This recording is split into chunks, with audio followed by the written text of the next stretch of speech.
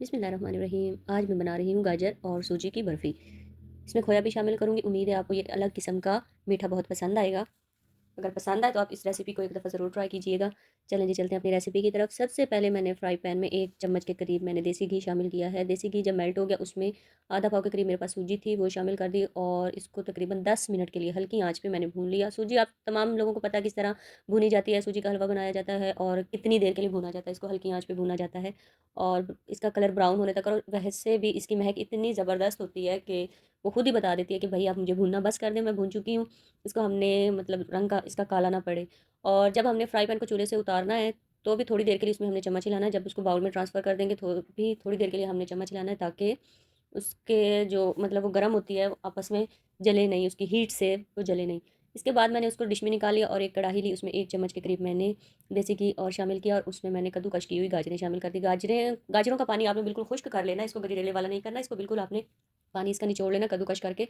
थोड़ी देर के लिए आप इसको बस पिक में रख दें, ताकि इसका जो रस है वो अच्छे से निकल जाए, क्योंकि बिल्कुल हमें सूखी गाजर चाहिए, ताकि उसका पानी वगैरह इसमें ना हो और इसको हमने ज़्यादा गलाना भी नहीं है। और जब आप कढ़ाई में गाजर को भून रहे हो, उसके मतलब उसको हमने सोते करना है, जिस तरह हम चाइनीज़ राइस बनाते हैं और सब्जियों को हम सोते करते हैं, इस तरह। और कढ़ाई के सेंटर में से आपने गाजर को साइड पे हटा के देख लेना कि पानी इकट्ठा तो नहीं हो रहा।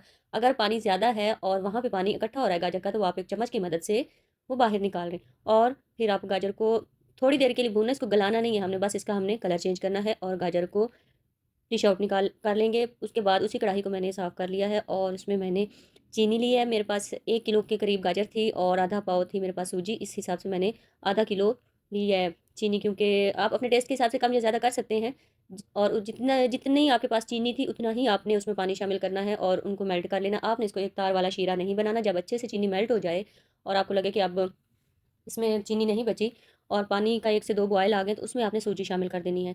सूजी का अच्छे से आपने भूनते जाना है उसमें, और पानी शामिल सूजी में आपने नहीं करना, क्योंकि उससे सूजी का वो जो उसकी ज़ायका है वो बदल जाएगा, वो फूल जाएगी सूजी। आपने बस हल्की आँच रखनी है और हल्की आँच में ही आपने सूजी शामिल करके उसको थोड़ी-सा भून लेना है, ताकि वो उस अपने मिक्सचर में अच्छे से मिक्स हो जाए। जब वो मिक्स हो जाएगी उसमें आपने, आप मेरी कढ़ाई को तो देख रहे होंगे, लेकिन इसमें एक ख़ास बात है, क्योंकि ये आपको पुरानी लग रही होगी, और पर इसमें एक बहुत ही अहम और ख़ास बात है कि ये मेरी जहेज़ की और मेरी माँ ने मुझे दी थी और इसको 22 से 23 साल हो चुके हैं, इसलिए मेरे लिए ये बहुत ही कीमती है। अगर आपके पास भी कुछ कुछ ऐसा है जो आपके जहेज़ में आपके वालिदैन ने आपको दिया, तो आप इसकी कदर-ओ-कीमत और इसकी कदर-ओ-कीमत का आपको अच्छे से एहसास होगा कि ये कितनी चीज़ें हमारे लिए कीमती होती हैं।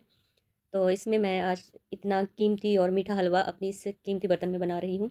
अच्छा जी, सूजी, गाजर शामिल करके हमने इसको भूनना है और भूनना हमने इतना है। और जब हम इसमें गाजर शामिल कर रहे थे, तो इसमें 1 चम्मच देसी घी और शामिल कर देंगे और इसको हमने भुनाई करनी है, और इतनी इसकी भुनाई करनी है, क्योंकि ये जब सूजी और गाजर का मिक्सचर होगा, तो ये बार-बार हमारी पतीली के साथ, कढ़ाई के साथ चिपकेगा। तो आपने इस बात का ज़रूर ख़्याल रखना है कि ये चिपके नहीं इसके साथ। और आप यहाँ से तो असल मेहनत शुरू होती है कि हमने 5 से 10 मिनट इसको चम्मच चलाते जाना है, ये बार-बार कढ़ाई के साथ चिपकेगा, और हमने बस इस चीज़ का भी ख़्याल रखना है कि ये जले नहीं। अगर जल गया तो इसकी महक उसमें शामिल हो जाएगी, तो वो टेस्ट उसका वो नहीं रहेगा। आप मेरी इस बात से एग्री करेंगे कि जिस चीज़ को पकाने में जितनी मेहनत लगती है, वो चीज़ उतनी ही मज़ेदार और मुनफ़रिद बनती है। जब मैंने इसकी भुनाई कर ली, भुनाई करने के बाद आहिस्ता-आहिस्ता वो कढ़ाई खुद से ही इसको हलवे को छोड़ना शुरू कर देगी, और मतलब कि वो उसके साथ चिपकना बंद हो जाएगा। आँच आपने हल्की रखनी है, ताकि अगर थोड़ा टाइम आपको चम्मच हिलाने में या इधर-उधर लग जाए तो जले नहीं। उसके बाद इसमें मैं तमाम ड्राई फ्रूट्स शामिल कर दूँगी। हम जब इतनी भुनाई कर लेते हैं, तो इस चीज़ को आप देखेंगे, या इस बात का आपको अंदाज़ा हो जाएगा कि भूनते-भूनते ही गाजर इतनी गल जाती है और इन चीज़ों के साथ मिक्स हो जाती है, और इस बात का हमें अच्छे से अंदाज़ा हो जाता है कि गाजर को सौते करना क्यों ज़रूरी था। क्योंकि अगर उसमें पानी होता, तो इस टाइम पे आके जब ये गाजर और मतलब सूजी वगैरह भूनती है, तो वो टेक्सचर उसका अच्छा नहीं आना था। जी, यहाँ अब तक इसके बाद फिर मैं इसमें ड्राई फ्रूट शामिल कर दूँगी। ड्राई फ्रूट्स आपके पास जो भी हैं वो शामिल कर दें। मैंने इसमें चारों मगज़ शामिल किए हैं और सीड्स वगैरह हैं। सीड्स वगैरह आपको पता है सेहत के लिए कितने अच्छे होते हैं, ख़ास करके बच्चियों के लिए। जितनी भी मतलब ये सीड्स की आपने अफ़ादियत सुनी होगी अक्सर डॉक्टर्स वगैरह से, कि ये बच्चियाँ जैसे 10 से 12 साल, या हम जो जो 35 साल से ऊपर चली जाती हैं, जिनको पीरियड साइकिल में प्रॉब्लम होती है, उनके लिए भी ये सीड्स बहुत ज़रूरी होती हैं। तो ये तमाम ड्राई फ्रूट शामिल करने के बाद मैंने फिर इसमें थोड़ा सा खोया शामिल किया। खोया मेरे पास था 1 पाव के करीब, मैंने वो इसमें शामिल कर लिया और चूल्हा मैंने बंद कर दिया। आहिस्ता आहिस्ता इसको मिक्स किया, क्योंकि हलवा वैसे ही गर्म था, तो खोया इसमें मिक्स हो गया और बड़ा अच्छा सा इसका कलर आ गया, टेक्सचर आ गया। उसके बाद मैंने एक डिश में इसको डाल दिया और नीचे मैंने थोड़े से इसमें ड्राई फ्रूट्स, और मेरे पास जितने थे मैंने वही इसमें शामिल किए। आपके पास जो हों वो आप इसमें डाल सकते हैं। मुझे किशमिश बहुत पसंद है, इसलिए मैंने किशमिश का ज़्यादा इस्तेमाल किया है।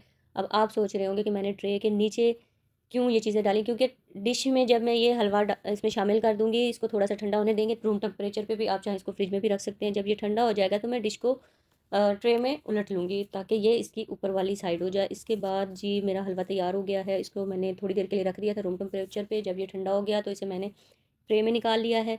और ये गाजर, सूजी और हलवे की बड़ी बेहतरीन सी बर्फ़ी तैयार हो गई है, हलवा तैयार हो गया। आप इसको ठंडा भी इस्तेमाल कर सकते हैं और गर्म करके भी खा सकते हैं। ये बहुत मज़े का और एक मुनफ़रिद इसका जायका होता है और मुझे उम्मीद है आपको ये रेसिपी बहुत पसंद आएगी। इसमें थोड़ी-सी मेहनत है, लेकिन ये रेसिपी बहुत ही आसान है और बन भी जाएगी इंशाल्लाह, बहुत मज़े की बनेगी। आप इसको एक दफ़ा ज़रूर ट्राई करें और मुझे उम्मीद है आपकी भी ये रेसिपी बहुत ज़बरदस्त बनेगी।